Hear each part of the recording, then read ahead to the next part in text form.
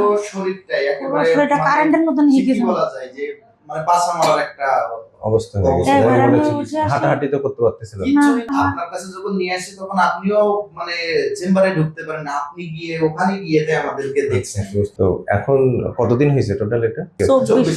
24 দিন হয়েছে। তো 24-25 দিনের চিকিৎসায় কি এখন কেমন আছে? না, আমি আগের ছাড়া অনেক ভালো আছি। অনেক ভালো। এখন কি একটু হাঁটাচলা করতে আমি পারতেছেন? নিজে নিজে এখন উঠতেছি বা যতটুকু রিকভারি হয়েছে আমরা কখনো কল্পনা করিনি যে এইভাবে আমি এইভাবে বাড়ির রিকভারি সাথে তা হবে বা মানে বলেছি। মানুষ আমার এলাকার মানুষও মানে সবার একটা ধ্যান ধারণা হয়েছে এমন যে উনি আর হাঁটাচলা করতে পারবেন না। এমনকি ওই মহিলারা বাড়িতে আসেন আর এসে মন ভেঙে দেন যে কি অবস্থা, কি হয়েছে, জীবনটাই শেষ।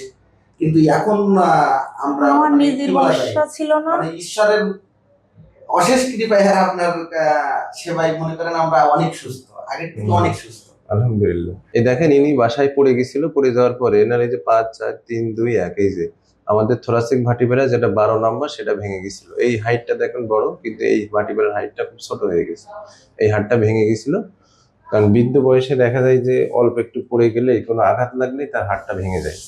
তো আমরা এনার চিকিৎসা করতেছি, আশা করি যে 2-3 মাসের মধ্যে উনি সুস্থ হয়ে যাবে এবং কোনো অপারেশন লাগবে না। অপারেশন ছাড়াই উনি সুস্থ হয়ে যাবে ইনশাল্লাহ।